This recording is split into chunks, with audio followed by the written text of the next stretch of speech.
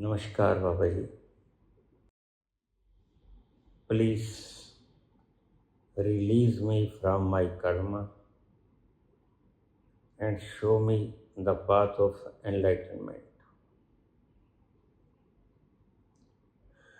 Please relieve me from the traveling voyage of flights, airplane. I demanded wrong things from you to be judged, but I am praying you, please forgive me for this wrong demand and enlighten me.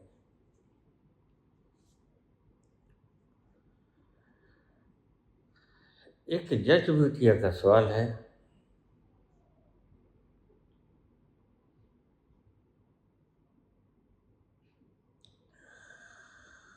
तुम भी सभी यही मांगते हो।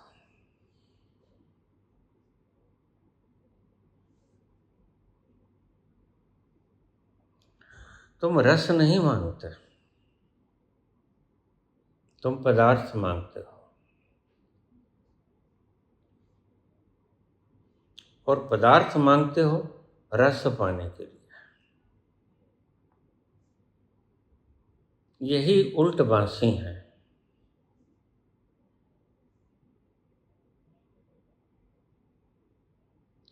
अब यह बिटिया रोज रोज के जहाजों के चक्कर, रोज रोज के यहाँ से उधर वहां से उधर, भला ये कोई जिंदगानी थोड़ी होती है। दूसरों पर हुक्म चलाने वाला, दूसरों पर अपनी तानाशाही थोपने वाला, वो जज हो या राजा हो या धनपति हो या किसी ऊंची पोस्ट पर हो शिक्षक हो,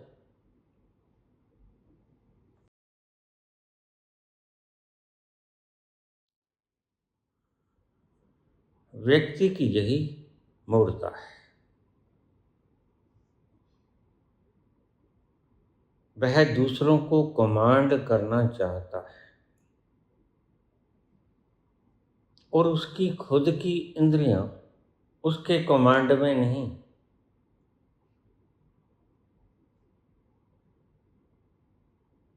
रोज तुम्हारी इंद्रियां बगावत कर देते हैं,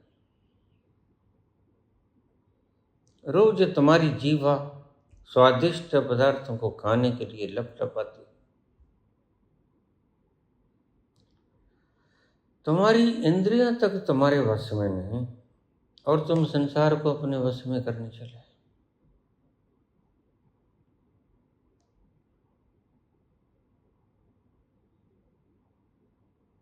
पूरी दुनिया की यही मूर्ता है और यह मूर्ता दुख में ले जाती है। संत यही रोज समझाता है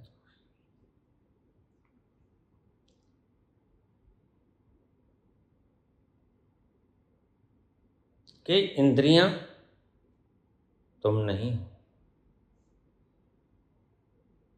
इंद्रियों से पाया गया सुख तुम तक नहीं पहुंचता। इसे सर्कल में ले।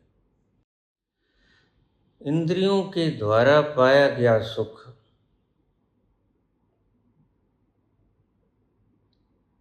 या इंद्र के द्वारा पाया गया सुख, इंद्र मन को कहते हैं।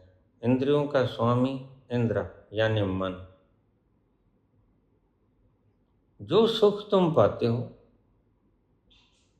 वो इंद्रियों के स्टिमुलेशन से पाते हो या मन के खुशी से पाते हो। तुमने कोई चीज सोची थी, वह पूरी हो गई, तुम खुशी से नाचने लगे।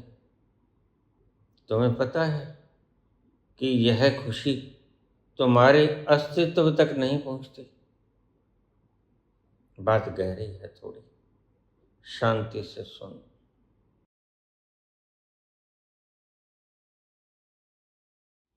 इंद्रियों से पाएगा सुख या इंद्रियों के राजा मन से पाएगा सुख, तुम तक नहीं पहुंचता।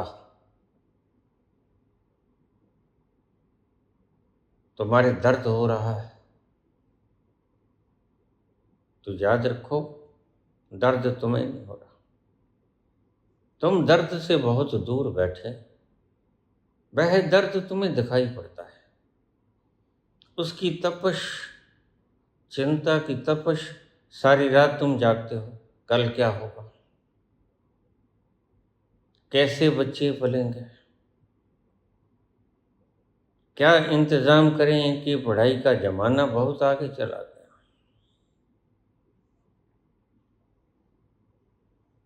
अब कल ही मुझे कोई कह रहा था, ये सर लोग आपको भटकाने के लिए अटूट प्रयास कर रहे हैं आजकल।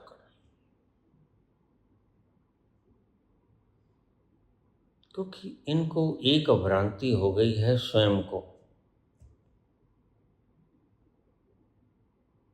कि इंडिया ने एआई को समय पर अडॉप्ट नहीं किया, इसलिए इंडिया पिछड़ गया। बाकी मुल्क चाइना चढ़ गया, किसी वक्त अमेरिका एक मुल्क था एक नंबर का, आज चाइना एक नंबर हो गया।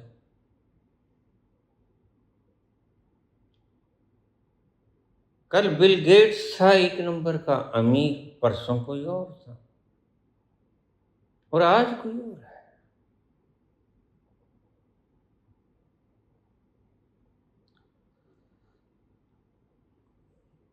दौड़ के अंदर प्रथम आना और उस प्रथम आने की खुशी मनाना, ध्यान रखना तुम तक नहीं पहुंचती ये खुशी। बाहर बाहर रह जाती है, जैसे तुम्हारे कपड़ों को कोई रंग दे और तुम उन रंगों को देखकर खुश होते रहो। लाली मेरे लाल की, लाली मेरे लाल की, जित देखूं तित लाल। लाली खोजन में गई, मैं भी हो गई लाल।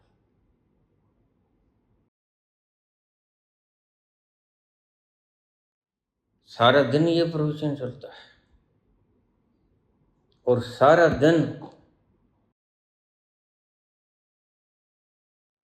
तुम इनकी बातों को सुनते हो और ये महामूढ़ है। क्योंकि एक बार आदमी भटक गया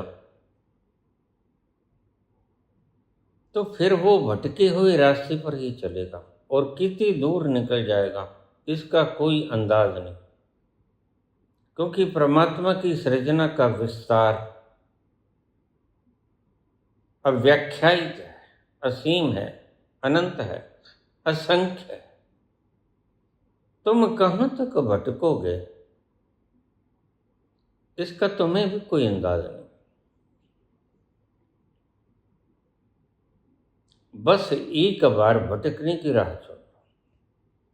मैं इसलिए बोलता हूँ, कटु वचन भी बोलता हूँ, आप उसे निंदा समझ लेते हो, नहीं वह आलोचना है। मैं कहता हूं प्रेमानंद तुम्हें गलत ले जाएगा। यह राधे राधे का जप या राम राम का जप तुम्हें कहीं नहीं पहुंचाता। You are on the right, you are not on the right path.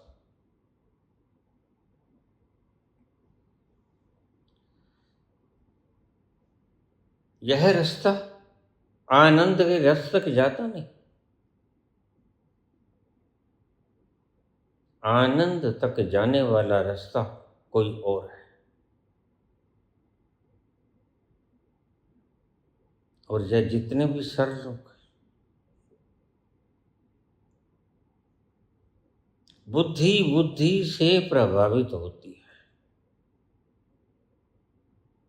बुद्धि बुद्धि से हिप्नोटाइज हो जाती है। तुम्हारी बुद्धि कहेगी अरे यह तो बहुत बड़ा जानकार है, और तुम उसके पीछे लग जाओगे।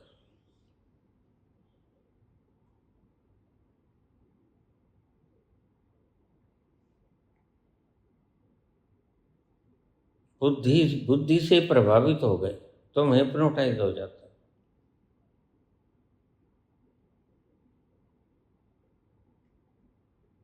और यह सर रोग तुम्हें रास्ता भटकाने में जितनी बड़ी योगदान देते हैं, कोई और योगदान नहीं देता। ये तो भटक गए। मैं अक्सर कहानी सुनाता हूं कि किसी व्यक्ति की नाक कट गई तो बाहर आकर जब जख्म भर गया, बाहर आया तो लोगों ने देखा, हंसने लगे। वो कहते रहे हंसते क्या? कहते शीशे में अपना, आईने में अपना मुख देख। कहते देखा है, लेकिन मुझे परमात्मा मिला है। नाक कटाने से परमात्मा मिल जाता है, मुझे भी नहीं पता था। मुझे भी किसी विशाल गुरु ने बताया है कि राधे राधे जप लो, राम राम जप लो, 5 नाम जप लो, उस रस की धार तक पहुंच जाओगे। अब गलती से तुम डेरे में चले गए। जब तुम्हारे माँ बाप जाते थे, अगर वो मूड थे तो क्या तुमने भी मूड होना?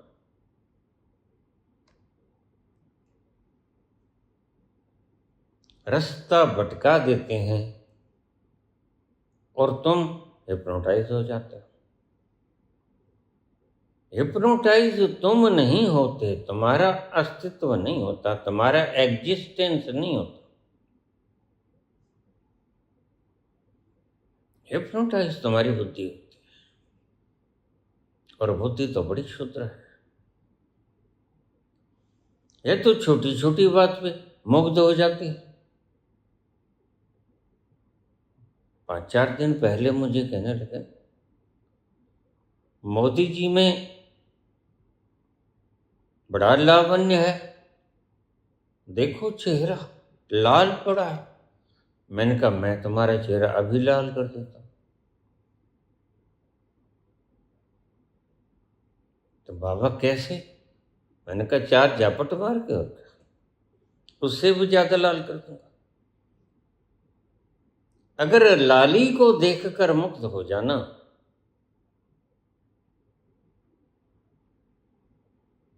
एक क्वालिफिकेशन है,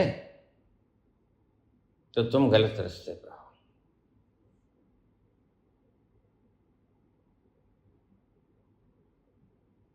एक व्यक्ति की बातें सुनकर भी हम एक व्यक्ति को 12 वर्ष तक गद्दी पर बैठाए रखते हैं, और पता नहीं, गद्दी पर बैठा व्यक्ति तो हुक्म चलाना चाहता है, वह हुक्म मानना नहीं चाहता। और संत कहता है कि जब तक तुम हुक्म चलाओ तब तक तुम दुखी रहोगे। जिस दिन तुमने हुक्म मानना सीख लिया, जिंदगी में सिर्फ एक ही चीज सीखने योग्य है। हुक्म मानना सीखो, अगर कुछ सीखना है तो। सूचनाओं को संग्रहित करना मत सीखो।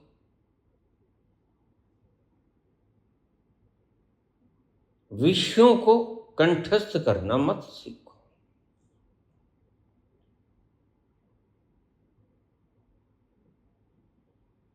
यहाँ वहाँ की बातों को इकट्ठा करके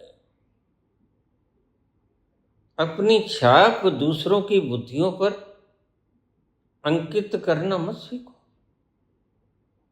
अंततः यह तुम्हें नरक में ले जाएगा।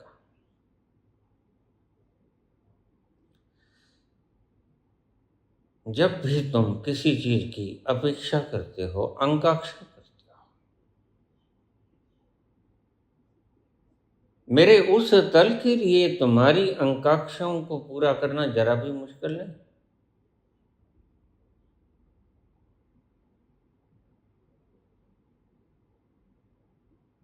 लेकिन ध्यान रखना, मांगने से पहले कहीं तुम ऐसा तो नहीं मांग रहे कि जितने सुखी तुम आज हो उतने सुखी भी ना रह जाओ। कहीं ऐसा तो नहीं मांग रहे। यही इस बिटिया का दुखड़ा है। पूरा हो गया, जो मांगा मिल गया। आई demanded wrong thing from you to be a judge. मैंने जज होने का मांगा, मिल गया। फिर अब दुखी क्यों? यही भीतर की कीमिया, यही रसायन। तुम्हारी मांगें पूरी नहीं होती तो तुम समझते हो कि अगर ये पूरी हो जाएं तो हम सुखी हो जाएंगे, और तुम्हारे सर लोग तुम्हारी इन आकांक्षाओं को पूरी करने का पूरा प्रयास करते हैं। यूपीएससी लड़ो, बन जाओ IRS, कमांड करो लोगों को, क्या हो जाएगा?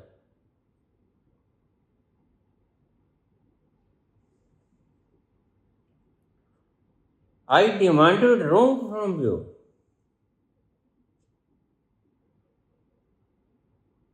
to be a judge, but I am praying you, please forgive me for this wrong demand and enlighten me.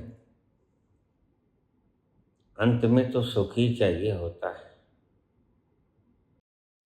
अंत में वह रस चाहिए होता है। लेकिन तुम कान को सीधा सीधा नहीं पकड़ते, तुम उल्टा करके पकड़ते हो।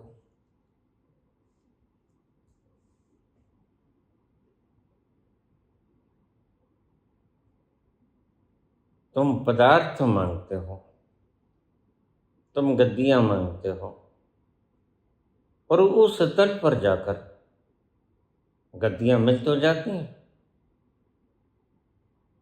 लेकिन गद्दियों से जो पाया जाता है वो है बेईमानी निकलता है, उसका कोई अर्थ नहीं निकलता। गद्दियों से दुख पैदा होता है। अगर आज हमारे प्रधानमंत्री कह रहे हैं कि मुझे 3 किलो गालियां पड़ती हैं,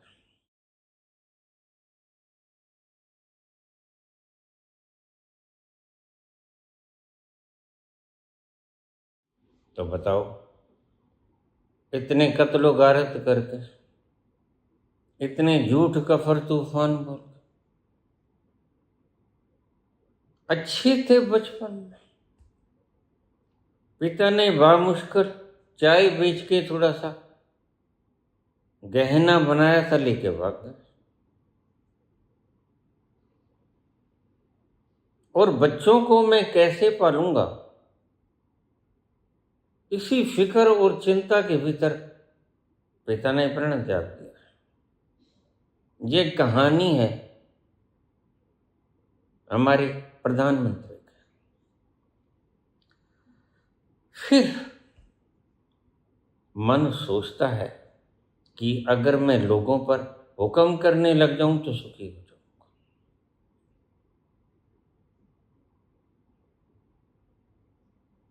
तो हुक्म भी करने लग गए। फिर सोचा कि आज एक स्टेट में, कल सारे मुल्क को मैं हुक्म करना शुरू कर दूं। यही तो सब चाहते हैं। ट्रंप क्या चाहता है, क्या नहीं है उसके पास, लेकिन दूसरे की थाली में लड्डू बड़ा लगता है। तुम्हें ट्रंप के पास सब कुछ लगेगा, ट्रंप को लगेगा मेरे पास कुछ नहीं। वेनेजुएला के मादुरो को उठा लूं, उसकी घरवाली को उठा लूं, तो मुझे तेल का कुआं मिल जाएगा। फिर ईरान को जीत लूं, फिर इराक को जीत ही लिया, लेकिन मिल क्या गया?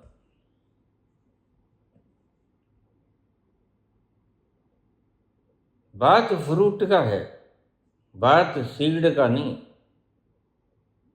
बात यह है कि फल क्या आया, तिक्ता आया या मीठा आया, कड़वा आया कि मीठा आया।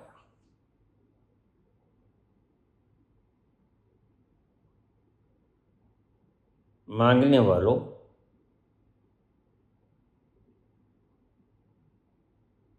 मैं तुम्हें हत उत्साहित नहीं कर रहा, एक छोटी बिटिया की कहानी सुना रहा हूं जो उसी ने भेजी है मुझे आज व्हाट्सएप,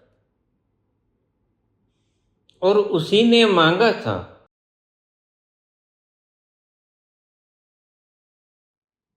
तेरी जुल्फों से, तेरी जुल्फों से जुदाई तो नहीं मांगी थी, कैद मांगी थी, रिहाई तो नहीं मांगी थी। तेरी जुल्फों से जुदाई तो नहीं मांगी थी, कैद मांगी थी, रिहाई तो नहीं मांगी थी। तेरी जुल्फों मांगते तुम कहती ही हो, चाहते हो रिहा होना। प्रत्येक व्यक्ति की यही दुखड़ा है, तुम मांगते कुछ और हो, चाहते कुछ हो। थोड़ी बात गहरी है, शांति से सुनना और समझना। तुम चाहते हो रस, और तुम्हारा ही मन सोचता है कि पदार्थ मांग लो, पदार्थों को भोगने से रस मिल जाएगा। यही दुविधा है।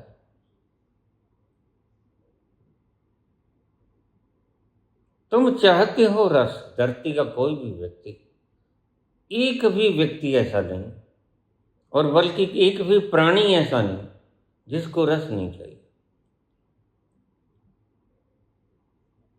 लेकिन वह मांगता क्या है? जरा देखो मेरे पास कितने लोग आते हैं,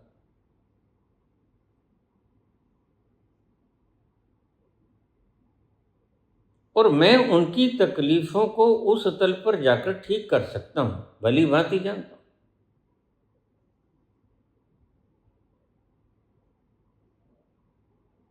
मुझे लोग कहते हैं बाबा आप इतना बोलते हो, आपके चमत्कार हमने देखे। शाम मानव क्यों बोलता है कई चीजें होती नहीं? तो बेचारा है, उसने देखेंगे। और सारी दुनिया को, 8.5 अरब जनता को एक व्यक्ति अगर दर्शन भी देना चाहे, एक एक करके तो नहीं दे पाएगा अपने पूरे जीवन में। तो तुम चमत्कार की बात करते हो।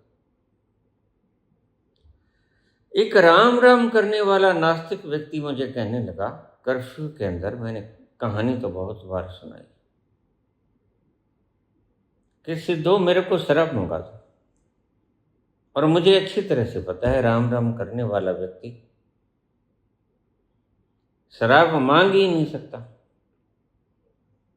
हाथ में माला है लंबी 1000 वाली, और हम इकट्ठे बैठा करते थे। मैंने कहा क्या करोगे, कर्फ्यू लगा है, कहाँ से मंगाऊं? कहते यहाँ ठेके से तो मंगवाना भी नहीं। मैंने कहा और कहाँ से मंगाऊं? ऊपर वाले ठेके से मंगा दो। तो मैं समझ गया बात को। ऐसी बातें कहने वाले लोग बाहर से चाहे दिखावा करें आस्तिक होने का, लेकिन अंत से वह नास्तिक होता है। अगर अभी तक ऊपर के दर का पता नहीं चला तो फिर राम राम करने से फायदा क्या है?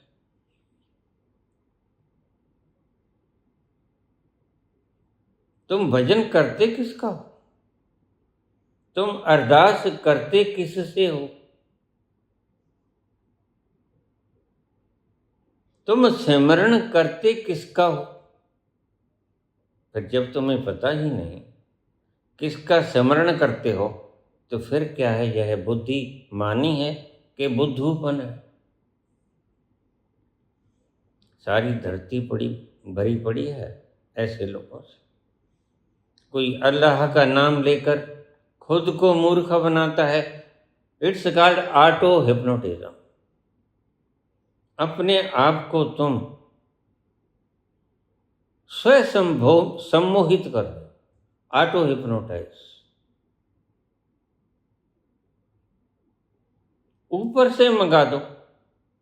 परमात्मा की सृष्टि में क्या नहीं है, और परमात्मा की सृष्टि में परमात्मा क्या नहीं कर सकता? तुम्हारी बुद्धि तो कहेगी कि जर्रा भी खुद बन गया, किसी ने नहीं बनाया।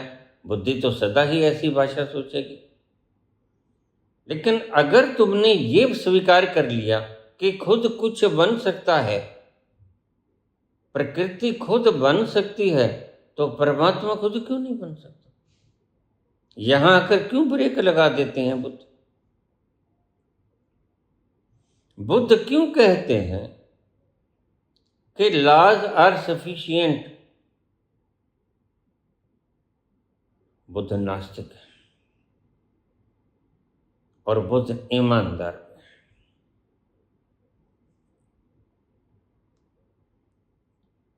जब तुमने एक बात को मान लिया कि कुछ भी सैव हम है, स्वयं से पैदा हो सकता है,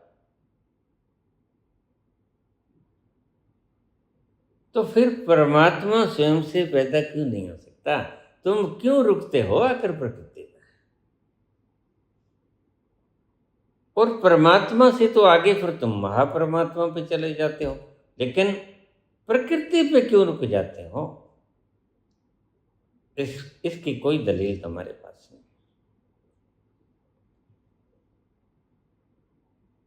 और मैं दोनों को बराबर समझता हूं। वो चाहे बुद्ध नास्तिक हो, चाहे कोई ऐसा व्यक्ति हो जो आस्तिक हो, जो कहता हो कि परमात्मा सैभम है, दोनों ही चीजें बेकार हैं जब तक कि उसका दर्शन नहीं होता। जो सैभम है, प्रकृति तुमने देखी इसलिए तुम प्रकृति पे विश्वास कर लेते हो, क्योंकि तुम नग्न आंखों से निहारते हो। ये चट्टानें, ये रेतीली मरुस्थलीय भूमियां, यह सारा खेल खिलारा, यह गुलशन, यह चलती हुई मदहोश करने वाली हवाएं, यह तुम देखते हो, महसूस करते हो, इसलिए तुम इसे मान लेते हो।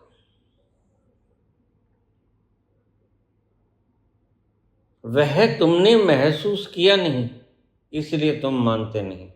इसलिए मैं इन लोगों को ईमानदार कहता हूं। ईमानदार, जो देखा नहीं वो माना नहीं। ठीक ही तो है। प्रकृति को देखा, जरा जरा देखा, तो फिर आगे सोचने की जरूरत क्या है? बस खुद से बन गया। लेकिन उनका क्या होगा? जिसने प्रकृति को बनाने वाला देख लिया, जो स्टैंप लगाते हैं, तुम कहते कागज की लेखी, और मैं कहता आंखन देखी, तो उनका क्या होगा? देर अबेर जब तुम इस अनुभव की हुई प्रकृति के निचोड़ को पा लेते हो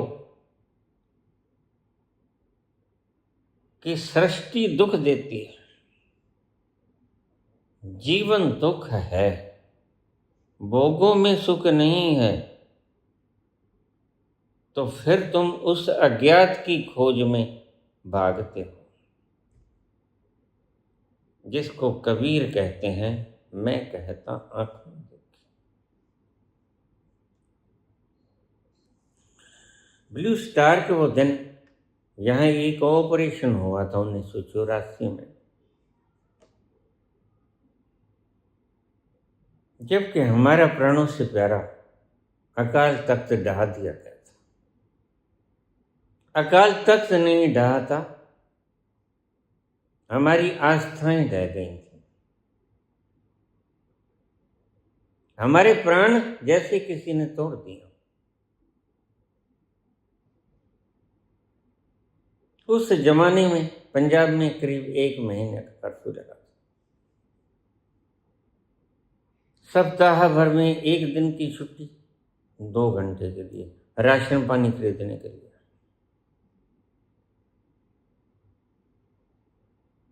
और हम सब घरों में बंद रहे थे, लेकिन घरों में हर वक्त बंद रहना बहुत मुश्किल होता है।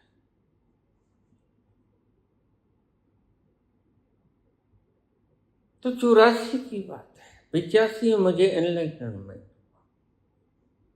84 में मैं भी तुम्हारी तरह भटका करता था। तो हम शाम को शिवालिक पब्लिक स्कूल की छत के ऊपर रतन वकील हुआ करते थे। उनका एक स्कूल था बहुत बड़ा मशहूर, शिवालिक पब्लिक स्कूल। उसकी छत के ऊपर बैठ जाते प्रेमी लोग, हाथों में माला होती, राम राम करते। नहीं जाने कब से राम राम कर रहा था। तुम करोड़ों की बात करते हो। वर्षों वर्षों तक लगातार चरखड़ी घुमाई, लेकिन मिला क्या? कुछ नहीं मिला।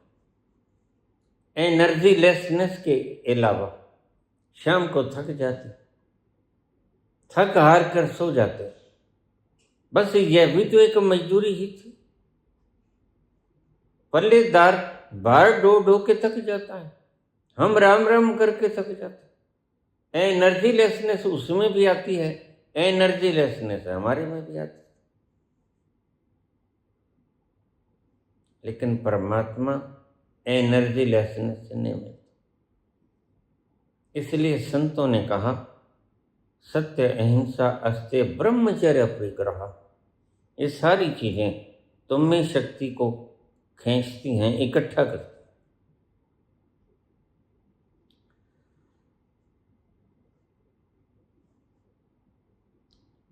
तुम शक्ति को गंवाओ, ब्रह्मचर्य से गंवाओ, खंडन करके, या राम राम से गवाओ, उच्चारण करके।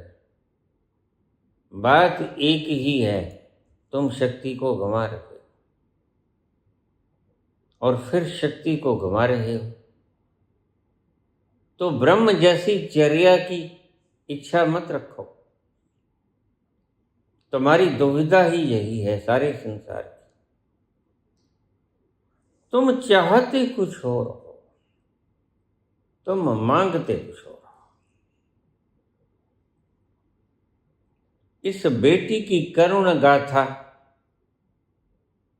इसने जो मांगा मैं जज बन जाऊं, वो उसे दुख दे रहा है। रोज रोज जहाजों के चक्कर कौन काटे? वही लोग जहाजों के चक्कर काटते हैं जिनको जहाजों का सफर करते हुए मजा आता है। अभी मन भरा नहीं। अभी न जाओ छोड़ कर के दिल अभी भरा नहीं, अभी न जाओ छोड़ कर कि दिल अभी भरा नहीं, अभी न जाओ छोड़ कर। और तब तक तुम चक्कर काटते रहोगे जब तक इस बिटिया की तरह तुम्हें एरोप्लेन के चक्कर एक मुसीबत नजर आए।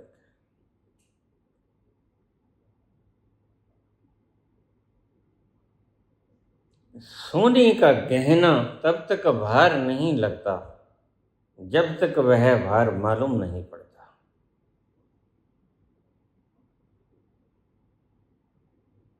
वर्धमान भगवान महावीर को कपड़ा भी भार लगने लगा,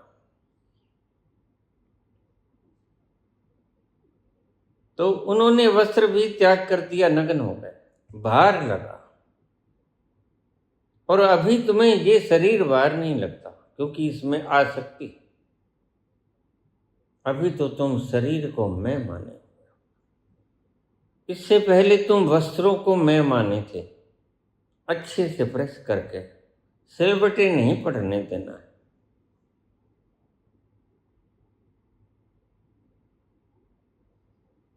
कभी तुम विचारों को मैं कहते हो, विचारों से उलट बोलने वाला तुम्हारा दुश्मन प्रतीत होता है। कभी तुम्हारी भावनाओं को उलट चलने वाला तुम्हें दुश्मन प्रतीत होता है। तुम्हारी मान्यताएं टूटती हैं।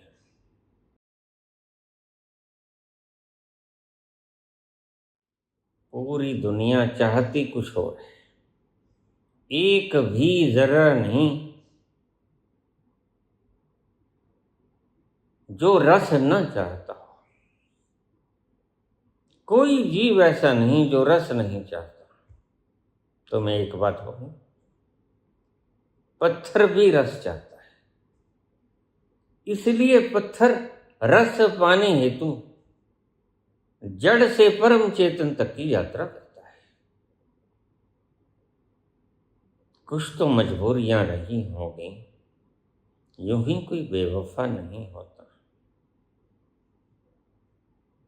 थोड़ी सी तो चेतना पत्थर में भी, पानी में भी, हवा में भी, अग्नि में भी, आकाश में भी होती है, थोड़ी सी।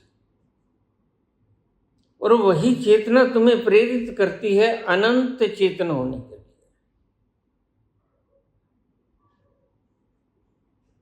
और यह छोटी सी प्रेरणा एक दिन विशाल काय वट वृक्ष में तब्दील हो जाती है। फिर तुम मानस जामे में आ जाते हो, और मानस जामा तुम्हें उलझा लेता है।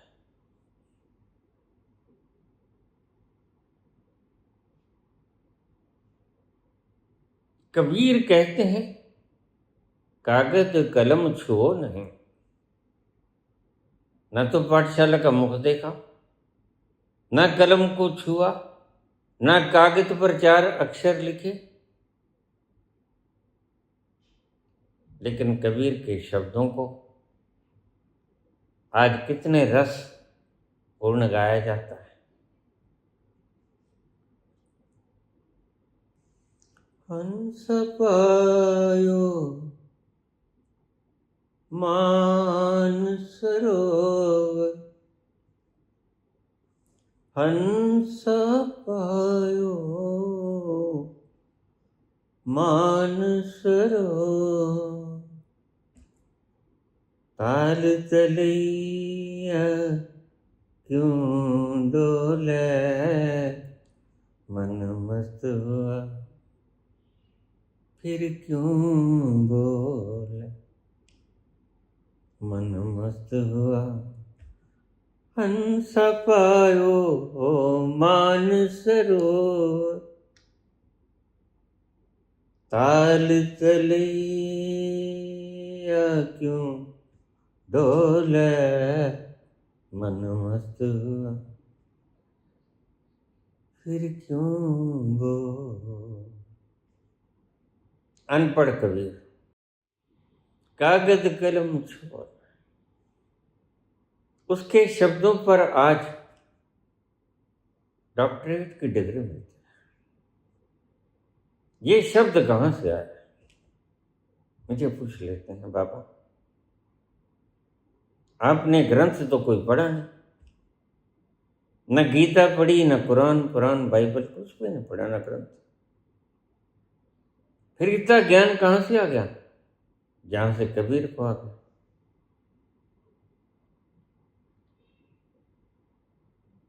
तुम सूचनाओं को पाने चले हो, बुद्धि सूचनाओं की फराग में चलती है और किसी को सर उलझा लेते हैं,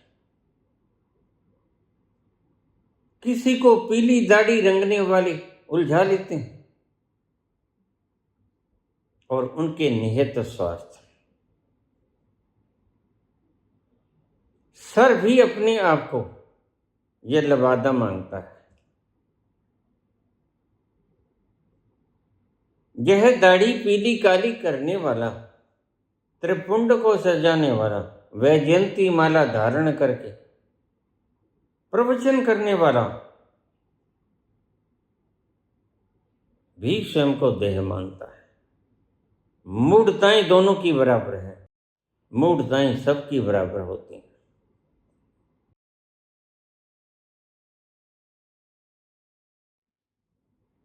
लेकिन कुछ लोग हैं जो मैराथन में दौड़ते उस दौड़ से बाहर हो जाते हैं, वो कबीर हो जाते हैं। अन्यथा सारा संसार मैराथन की दौड़ में दौड़े चला जाता है। कोई एक हजारों सालों में नरगिस अपनी बेनूरी पे रोती है, बड़ी मुश्किल से होता है चमन में दीदावर पैदा।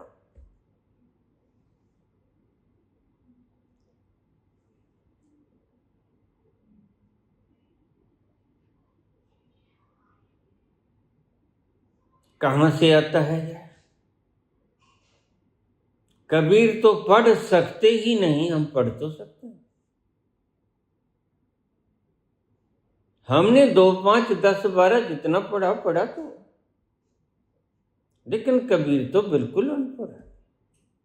फिर इतनी गहरी बातें कहां से आ जाती हैं कि उसके एक एक शब्द पे थीसिस होता है? कहां से आया ये? किसी को भी आया, वहीं से आया, वहीं से आता है सभी को। एक ही सतल है जिसको सर्वज्ञ कहा जाता है, वह सब कुछ जानता है। तुम्हें बाहर के ग्रंथ पढ़ने की जरा भी आवश्यकता नहीं। इसी कारण से गुरु गोविंद सिंह कहते हैं, सब सिखन को हुक्म है, गुरु मान्यो ग्रंथ। यह जो लिखा हुआ है इसमें पढ़ लो, जीवित गुरु तुम्हें उलझा सकता है। और अपने अंतस में चले जाओ, वहां सर्वज्ञ बैठा है जो सच्चा गुरु है। तो रामानंद से कबीर सीख लेते हैं राम राम। यह बाहर का ग्रंथ हो गया उसका। उतर जाते हैं भीतर उस सर्वज्ञ के ग्रंथ के पास, जिसके पास क्या नहीं है, सूचनाएं ही नहीं, उसके पास तो अस्तित्व को बनाने का ढंग भी है। वह तो अपने अस्तित्व का खंडीकरण भी कर सकता है, विखंडीकरण भी कर सकता है। वह जोड़ भी सकता है, वह तोड़ भी सकता है। एको अहम बहुश्यामी यह भी कर सकता है, बहुतो अहम एको अहश्यामी ये भी कर सकता है। एक से बहुत हो जाऊं और बहुत से एक हो जाऊं, दोनों ही कर सकता है। क्या नहीं कर सकता वो?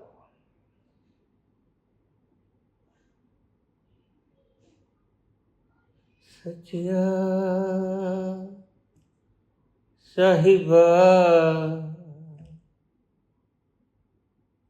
क्या कुछ नहीं करते सच्चा साहिबा, क्या कछु नहीं करते, क्या कछु नहीं करते। तुम्हारी बुद्धि कहती ऐसा तो नहीं कर सकता, ऐसा तो नहीं कर सकता, बस फिर तुम नास्तिक हो, फिर तुमने उस तत्व को जाना नहीं जो सब कुछ कर सकता है। Nothing is impossible for him.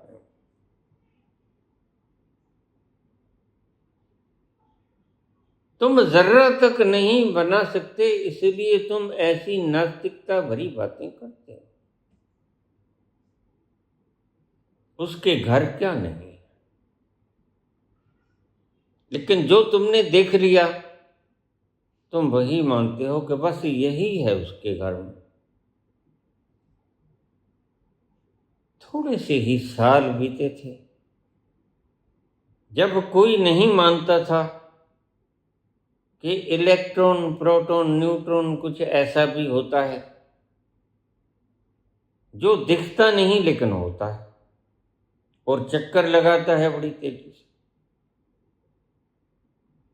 फिर कहाँ गई तुम्हारी वो फिलोसॉफिकल व्यवस्था कि जो दिखता है बस वही होता है?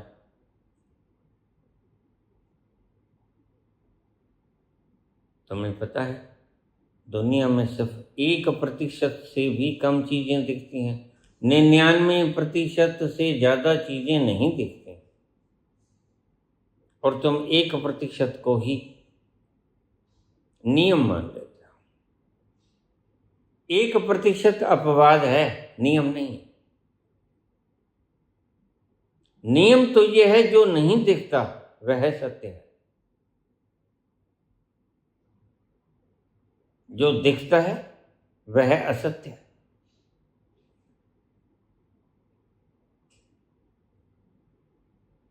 इसीलिए इसी आधार पर शंकराचार्य ने कहा ब्रह्म सत्यम, जो नहीं दिखता वह सत्य है। जगत मिथ्या, जो दिखता है वह मिथ्या है। बस यही आधार था उसका। ब्रह्म सत्यम जगत मिथ्या, जो नहीं दिखता वह सत्य है, और जो दिखता है वह असत्य है।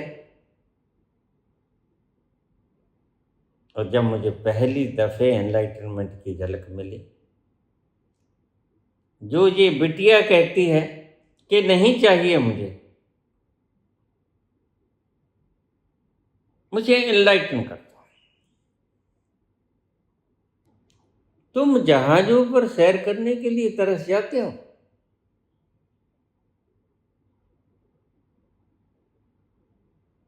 Please relieve me from the travelling voyage of flights, aeroplane. मुझे छुटकारा दिलाओ। ये तो बिल्कुल क्रू मेंबर जैसी बात हो, जैसे क्रू मेंबर कहता है कब जान छूटेगी, कब यह चक्कर पूरा होगा, हम घर पहुंचेंगे, आराम से बैठेंगे। और क्रू मेंबर थक जाता है, जहाज की सफर करता रहता है।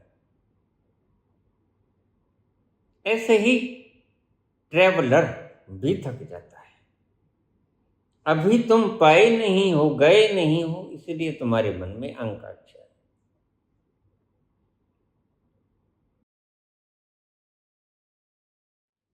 मैंने गलत मांग लिया था। आई डिमांडेड रॉन्ग, मैंने गलत तमन्ना की थी। Things from you to be जज, but I am praying you, please forgive me, कृपया मुझे माफ करो। For this wrong demand and enlighten me. तमसो माँ ज्योतिर्गमय। कहीं पुत्री ऐसा तो नहीं, अभी भी जो तुम मांग रही हो वो गलत ही हो? अच्छे से सोच लो। मेरे घर किसी चीज की कमी नहीं,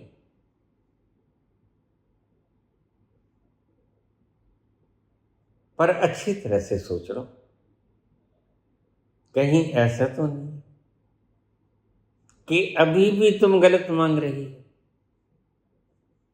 पहले मांगा कि जज हो जाऊं, जहाजों पे घूमूं, घूम लिए, अब कहती हो थक गई हूं, मैंने गलत डिमांड की थी, अब मुझे एनलाइटन कर दो।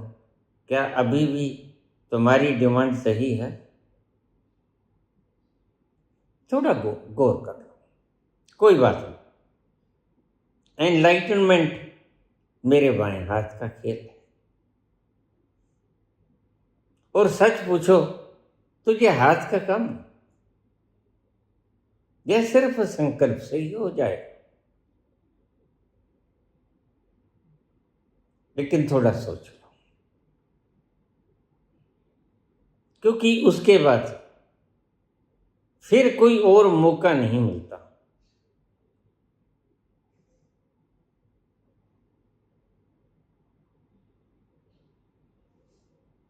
बस वो आखिरी पड़ाव है, जहां जाकर तुमने जंप ले लिया वह आखिरी जंप है, पॉइंट ऑफ नो रिटर्न। फिर तुम वापस नहीं आ पाओगे। देख लो, बूंद डिमांड कर रही है कि मैं सागर होना चाहती हूं, हो जाओगी, क्योंकि सागर ही तो हो। सागर ही से तो बिछड़ जाती है बूंद किसी वक्त,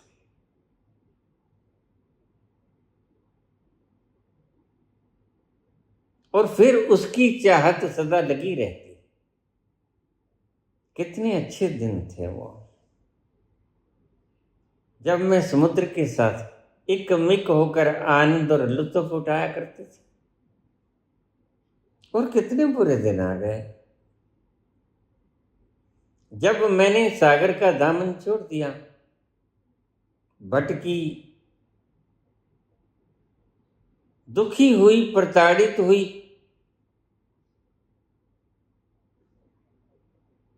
और फिर जुदा हुई बूंद सागर में ही विलीन हो जाना चाहती है। प्रत्येक बूंद, तुम सभी बूंदें हो, और सभी बूंदें उस समुद्र में जाने के लिए कल्प रही। अंतिम तौर पर तुम यहीं पे आ जाओगे। डिठे सब थाऊं नहीं तो दीजिए है, जो सुख छज्जू दे चुबारे, न बल्ख न बुखार। लेकिन यह तमन्ना आने से पहले तुम्हारी सभी तमन्नाएं तुम्हें दुख देने वाली प्रतीत होनी चाहिए, तुम्हारे अपने अनुभव से, शास्त्रों से नहीं। शास्त्रों में तो लिखा है जीवन दुख है, लेकिन बुद्ध के लिए था, तुम्हारे लिए नहीं। बुद्ध के लिए जीवन दुख है, और बुद्ध का शास्त्र यही बताएगा, क्योंकि जो बुद्ध ने मांडा है तुम्हारे लिए जीवन दुख हो जाए, तुम ऐसा काम करो। इसलिए मैं कहता हूं शास्त्र को फेंक दो, बस शास्त्र से शब्द ले लो, राह ले लो, और फिर तुम उस राह पे चल पड़ो। राह क्या है? राह है अंतर्मुखी हो जाओ। बहुत बार बोला मैंने, और बार बार बोलूंगा, अंतिम श्वास तक बोलूंगा। बाहर से सारी चिपकाहटों की शक्ति जो तुमने झोंक रखी है, इंसर्ट कर रखी है, उसमें से सारी शक्ति को वापस खींच लो। नॉन क्लिंगिंगनेस, वो शक्ति इकट्ठी हो जाएगी, और भीतर जंप कर जाओ। बस इतनी सी तो बात है। रब दा की पाऊं उधर पुटना थी इधर लाना, जरा भी तो मुश्किल नहीं।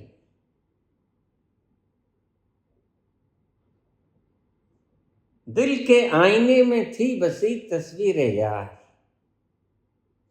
दिल के आईने में थी बसी तस्वीरें यार, जब जरा गर्दन झुकाई देख।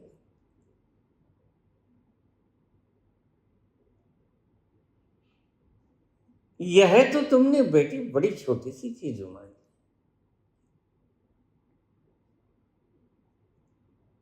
और जरा सोच लो, क्या तुमने डिमांड ठीक किया?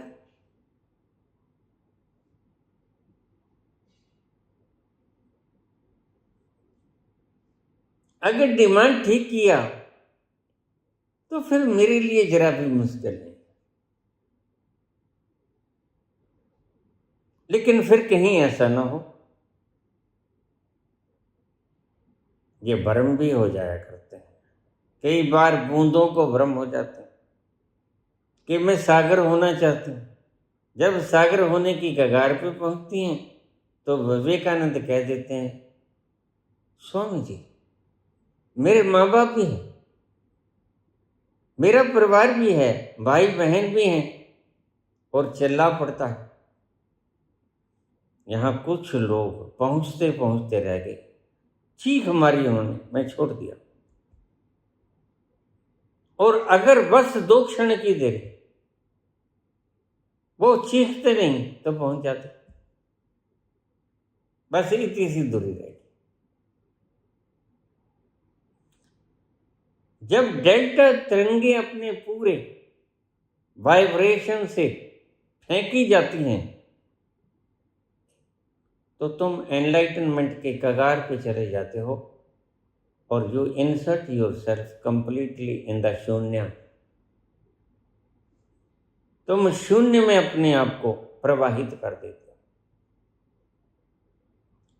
बाहर से डेल्टा रेंज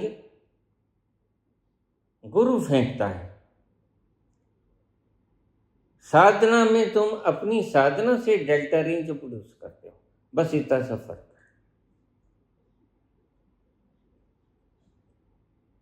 साधना में साधना से साधक डेल्टा रेंज को प्रोड्यूस करता है।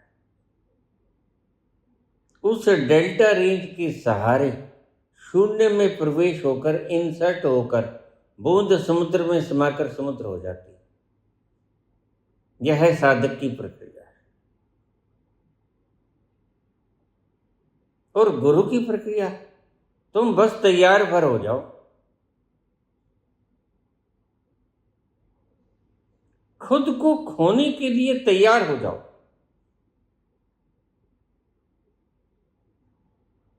इस शब्द को आप चक्र में ले।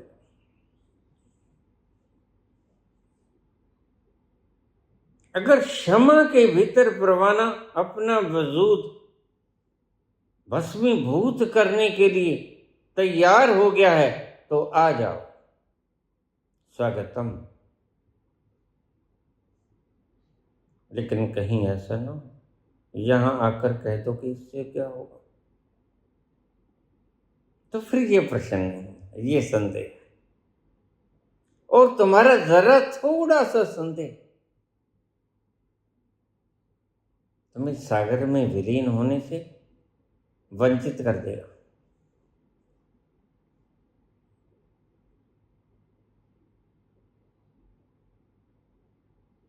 संदेह रहित परिस्थिति में इसे ही मैं कहता हूं कि भूमि को तैयार कर दो, प्लो कर दो, पानी दे दो, खाद दे दो, बीज मैं डाल दूंगा, प्रस्फुटित मैं कर दूंगा। तुम धरती को तैयार करो।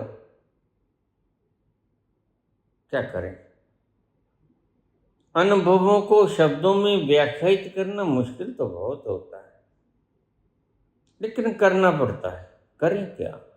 और कोई चारा नहीं। पता है वह शब्दों में आता नहीं, वह शब्दों से बताया जाता नहीं। ही cannot be explained, neither he cannot be explained nor he can be described, not defined, ना कोई डेफिनेशन, ना उसकी कोई व्याख्या। अनुभव की क्या व्याख्या होगी, जरा बताओ। दर्द की व्याख्या तुम कर सकते हो, एक छोटे से छोटे अनुभव की व्याख्या नहीं तुम कर सकते, लज्जत की व्याख्या नहीं तुम कर सकते। तुम कह देते हो बड़ी लज्जत आ रही है, वह लज्जत क्या है? डिस्क्राइब, डिफाइन द लज्जत नहीं कर सकोगे। एक छोटे से छोटे अनुभव को you can not define, nor can be describe, not can be defined. अनुभव को व्याख्यायित नहीं किया जा सकता। और फिर तुम चाहते ये हो कि मैं उस परम विराट को शब्दों में व्याख्यायित कर दूं। How it can be possible? It is next to impossible.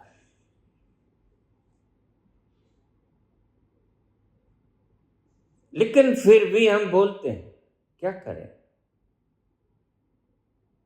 तुम्हारे मुरझाए हुए चेहरे देखे नहीं, तुम्हारी दर्द से भरी हुई आहें, तुम्हारे भीतर से आती हुई रुदन की वो अवस्था। तुम बोलो न बोलो, लेकिन तिरंगे तो हम जान ही लेते हैं। जब व्यक्ति दरवाजे पे आता है तो मैं समझ जाता हूं इसको दुख क्या है, क्योंकि वह न बोले। जो साथ लेके आया तिरंगे वह तो बोलते हैं। तुमने देखा, कभी तुमने बहुत दिन तक स्नान न किया हो तो तुम्हारे शरीर में से दुर्गंध आनी शुरू हो जाती है। तुम ना बोलो कि मैं नहीं नहाया, लेकिन वो दुर्गंध बोलती है कि तुम नहीं नहाए। ऐसे ही तुम्हारी भीतर की रेंज जो निकली वो बता देती है मुझे, क्योंकि 60 फुट तक तुम्हारी रेंज जाती है। कॉमनली यहां आकर बाजार में तुम 6 फुट तक रेंज रखते हो, जितना तुम्हारा कद है, यहां आकर 10 गुना बढ़ जाती है, विस्तार हो जाता है उसका। ये थोड़ी गहनतम बातें।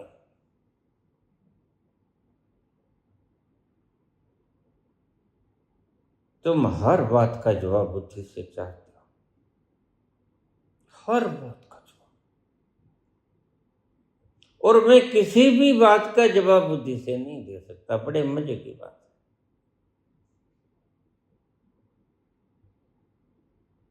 तुम कोशिश करते हो कि गाड़ी तो चलती है, 2 लाइनों के बीच में चलती है, लेकिन जरा बता तो दो कि इनके बीच का फासला कैसे कवर होगा। मैं कहता हूं लाइन के ऊपर गाड़ी तो चलेगी, और जब ये फासला खो गया तो पुत्र फिर गाड़ी नहीं चलेगी। जब तुम अड़ जाते हो, नहीं मुझे तो शब्द में ही बताओ, तो फिर मैं मौन हो जाता हूं। ले बेटा, इसे समझने की चेष्टा कर ले। अगर तू नहीं चाहता कि पैरेलल एक पूरी पटड़ी एक गाड़ी को चलाती है, अगर यह पैरेलल 2 स्पेस को खत्म कर दिया जाए तो गाड़ी नहीं दौड़ेगी। स्पेस तो रहेगा ही रहेगा।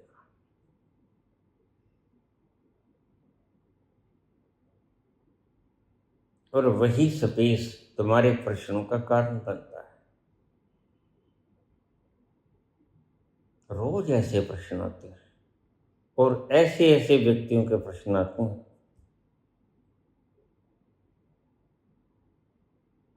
जिनको मेरे चैनल कंट्रोलर उनको कितनी बार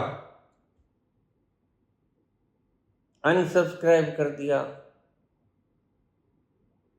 उनको अंगूठा लगा दिया, लेकिन फिर वो प्रश्न लिख देते हैं, शराब पी के आ जाते हैं, सब प्रश्न लिख देते हैं।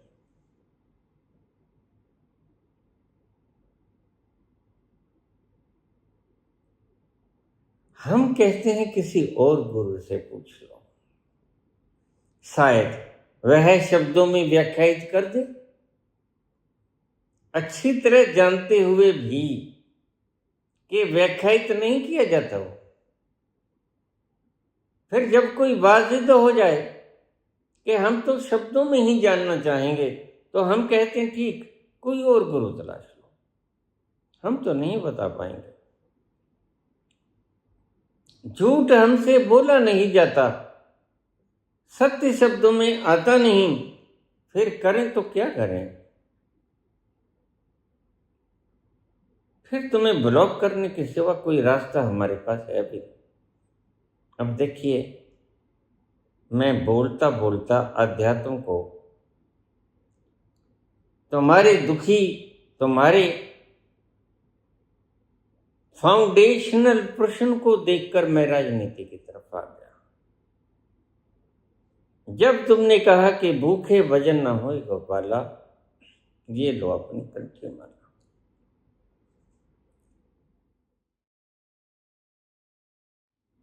तो मैंने देखा कि ठीक है, इनकी समस्या सही,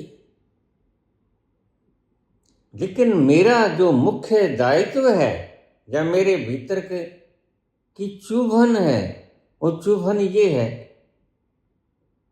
कि तुम्हारे लटके हुए चेहरे, गमगीन चेहरे,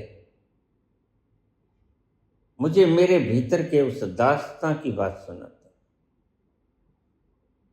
जो लबालब भरा है आनंद से, और मैं हर वक्त उसे पीता हूं। तो फिर मैं सोचता हूं, ये भी तो पी सकते हैं, इनके भीतर भी तो वही है। और इस करुणा के कारण मैंने बोलना शुरू किया राजनीति में।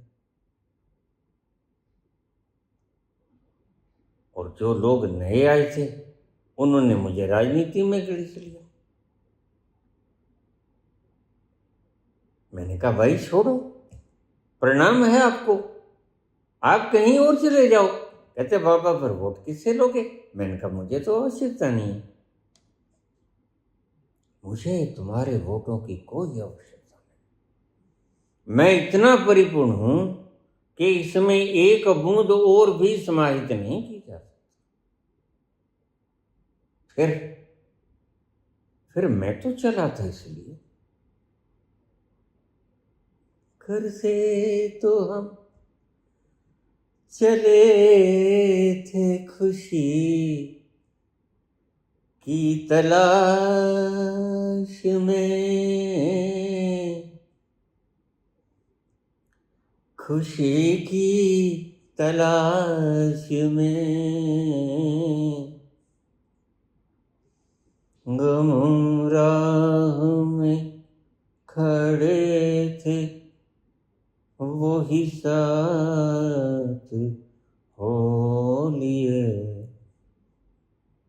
खुद दिल से दिल की बात कही और रो लिए,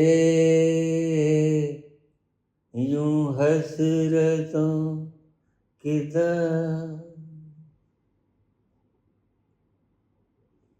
तुम मूल चीज को भूल जाते हो। मैंने ये शुरू क्यों किया? तुम आज की स्थिति को देखते हो कि मैं बोल रहा हूं शायद वोटें मांगने के लिए, शायद मैं प्राइम मिनिस्टर बनना चाहता हूं, और तुम्हारी सोच ठीक है क्योंकि तुम दुखी हो।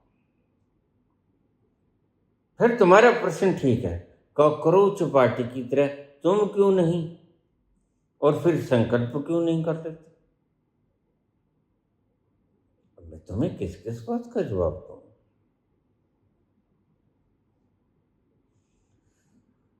उनको ये शिकायत है कि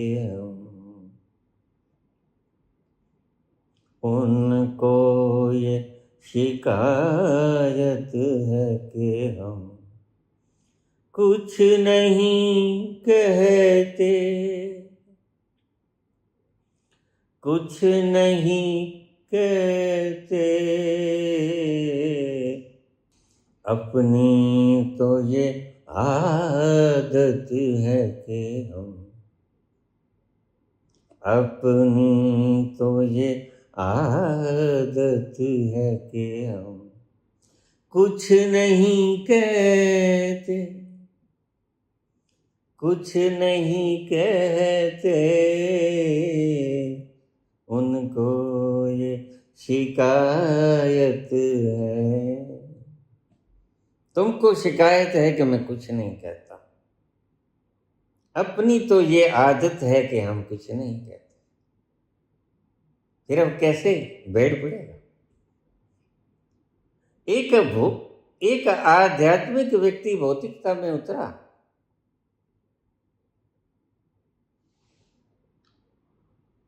और तुमने अपना नजरिया ही बदल लिया।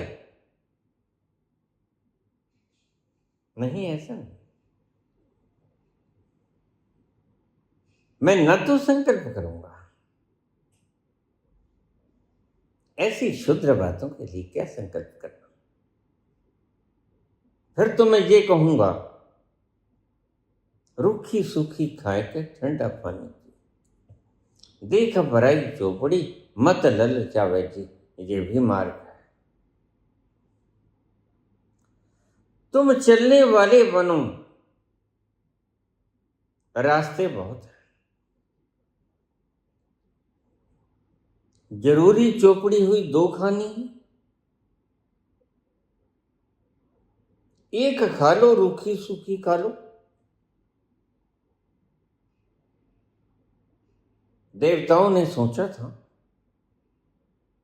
कि एक राजकुमार जिसको 3600 प्रकार के पकवान एक इशारे पर हाजिर हो जाते, वह घर से निकला है तो कितने दिन काटेगा बाहर। जिसको रसीले पदार्थ खाने की लत पड़ गई, वह बाहर मांगकर कितने दिन खाएगा।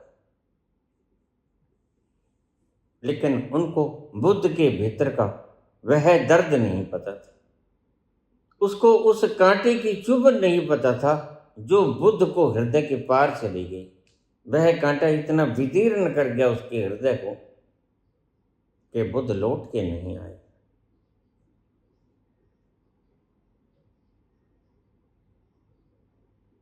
और देवताओं ने सोचा था, उसके पिता ने भी सोचा था, चला गया है कोई बात नहीं, यहां से पकवान कैसे मिलेंगे उसे।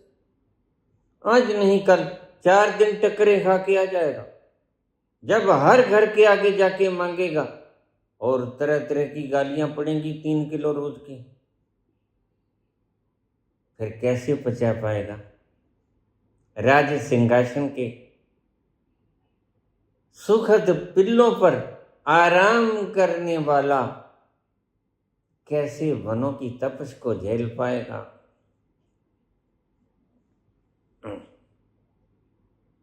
यही कौशल्या कहती है राम को, तू चला तो है पुत्र, लेकिन राजसी महलों के ठाठ बाट वनों में कहाँ होते हैं बेटा। लाडले महलों में रहने वाले, लाडले महलों में रहने वाले, कांटों की राहों पे ना जा, ना जा, ना जा, आजा, ना जा रे, ना जा रे, ना जा। यही कौशल्या कहती, तेरे कोमल से पांव कांटे सहन कैसे करेंगे? राजसी भोजन को खाने वाली ये काया कैसे गुजर बसर करेगी वनों के कंदमूल खाकर? फूल पत्तियां खाकर तुम गुजर बसर कैसे करोगे पुत्र? ये कांटों की राहों पर कैसे चलेंगे नरम कोमल पांव तुम्हारे?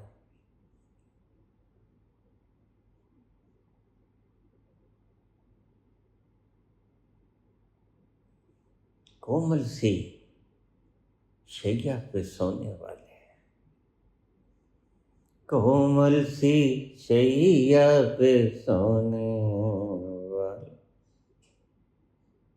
कोमल सी शैया पे सोने वाले, कांटों की राहों पे ना जा, ना जा, ना जा, आजा, ना जा रे, ना जा रे, ना जा।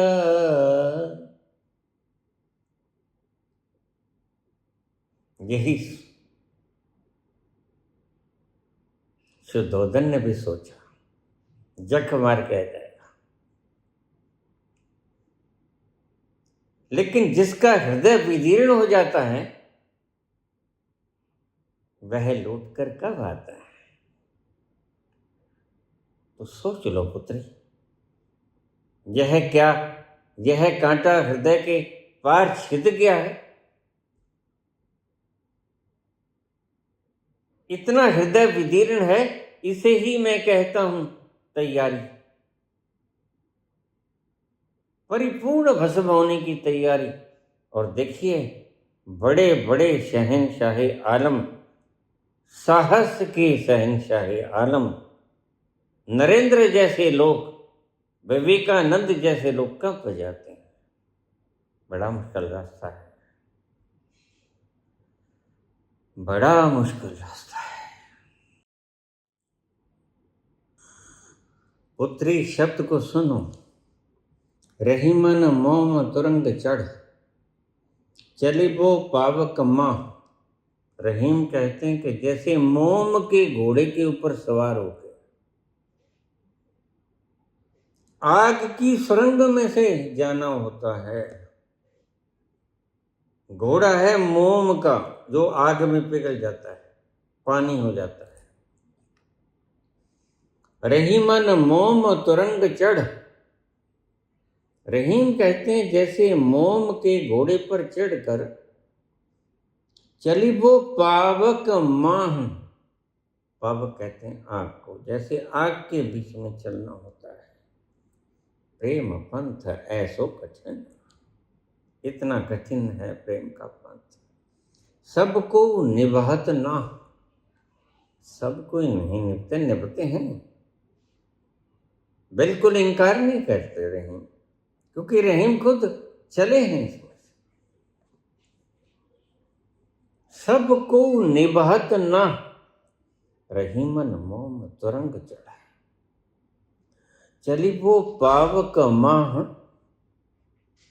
प्रेम पंथ ऐसो कठिन, यह प्रेम तक जाना, उस एनलाइटनमेंट को प्रेम कहते हैं। यह प्रेम रस से भरा है, आनंद की छलकन है उसमें, ऐसी आनंद की सुगंध है उसमें, ऐसा रस है, कैसे व्याख्यायित करूं, वह शब्दों में आता नहीं। रहीमन मोम तुरंग चढ़, चले वो पावक माह, ऐस प्रेम पंथ ऐसो कठिन, सबको निभात ना। क्या चल सकोगी ऐसा? यह घोड़ा मोम और आग का बैर होता है। मोम के घोड़े पर चढ़कर तुम सुरंग को पार करना चाहते हो, पर कर पाओगे? क्या होगा? मोम तो पिघल जाएगा और तुमने पूरी सुरंग पार कर लेना। प्रेम की सुरंग, और फिर तुम जल जाओगे, क्योंकि मोम का घोड़ा तो गिर जाएगा। फिर तुम जल जाओगे उस परवाने की तरह जो क्षमा के भीतर प्रवेश तो करता है, बाहर नहीं आता। Point of no return. इसलिए मैं कहता हूं पुत्री, कहीं ऐसा तो नहीं अब तो घबरा के ये कहते हो कि मर जाएंगे, अगर मर के भी चैन न पाया तो किधर जाओ?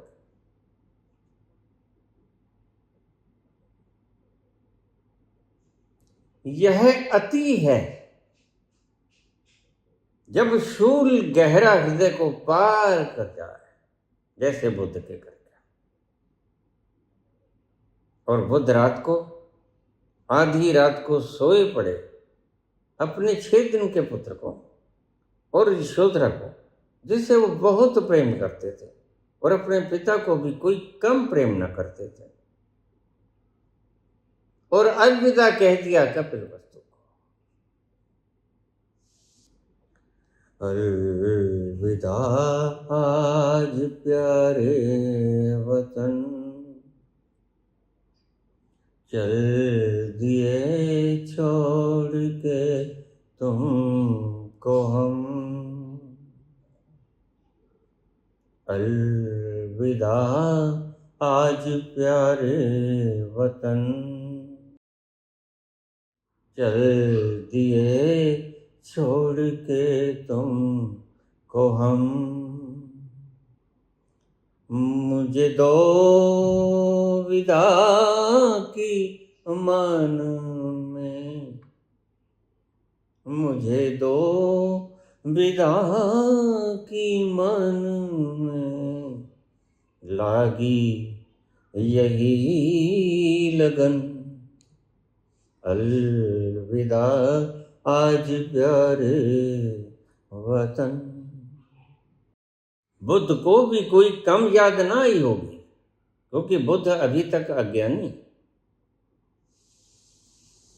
लेकिन बड़े साहस की आवश्यकता होती। और जरा देखो, यहां लोग अपनी लंगोटी तक नहीं छोड़ पाते।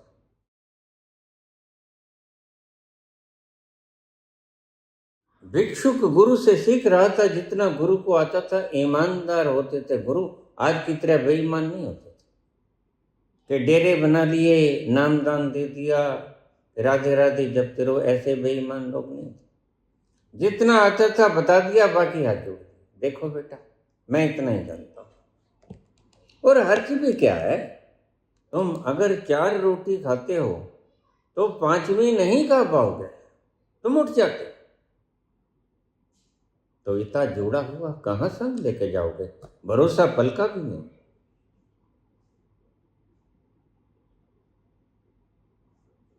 और सम्मान तुम मान इतना ऊंचा करते हो कि जैसे मैं गद्दी के साथ सारी उम्र चिपका ही रहूंगा, छोड़ते बनती नहीं। यही प्रश्न तो किया था जनक ने अष्टावक्र से, क्या कोई है जो मुझे उस तत्व तक पहुंचा दे जिसे प्रेम कहते हैं?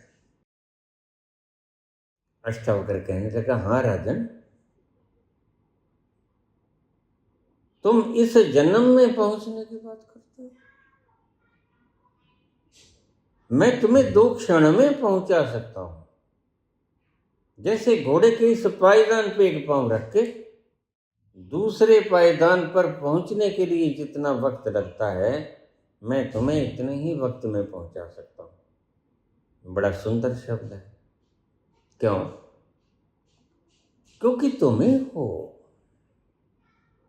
कहीं जाना नहीं है। जिसे छोड़ के आए वो तुम ही हो।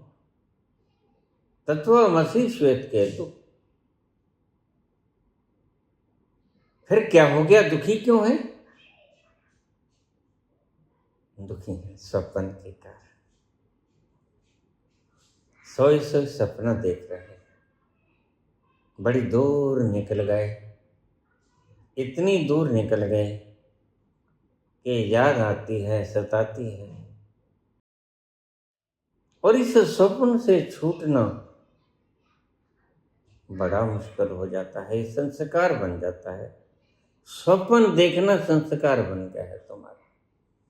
संस्कारों से छूटना बड़ा मुश्किल हो जाता है। तुम जो करते हो उस करने का संस्कार तुम्हारे मन के भीतर तह जमा लेता है, और वह तह जमते जमते एक दिन हिमालय पर्वत बन जाता है। लेकिन ध्यान रखना, पर्वत चाहे कितना भी हो, पल भर में गिराया जा सकता है, क्योंकि हीरा भीतर पड़ा है। हीरे तुम। हिमालय कितना भी ऊंचा हो, सुमेरु पर्वत कितना ही ऊंचा हो, लेकिन वो है बहुत नाजुक। वह ऐसा पथरीला नहीं जैसा तुम्हारा सुमेरु या तुम्हारा हिमालय। ये तो पाथर का है, यह नहीं गिराया जाता। लेकिन तुम्हारी थोप नाई पत्थर नहीं, तुम्हारी थोप नाई बड़ी कोमल, एक झटका मारोगे गिर जाए। यही तो हुआ। सिर पे हाथ रखा रामकृष्ण ने, और तुम उस अंत तक पहुंच गए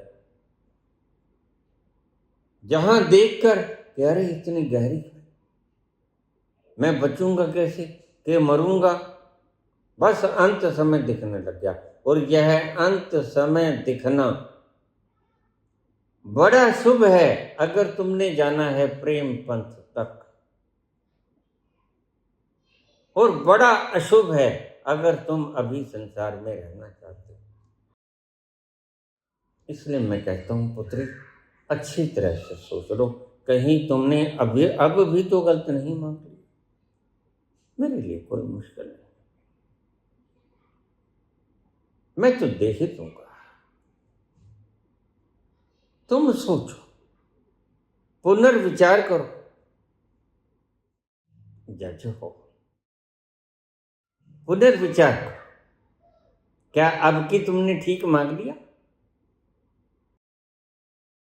अगर ठीक मांग लिया तो मैं तो सदा यहीं बैठा, मैं कहीं जाता नहीं, मैं कभी यहां से गया नहीं।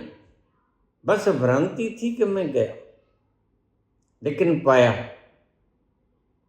I am here for ever. सदा से मैं यहाँ, और सदा तक मैं यहाँ रहूंगा। आद सच जुगाद सच, है भी सच नानक होसे भी सच।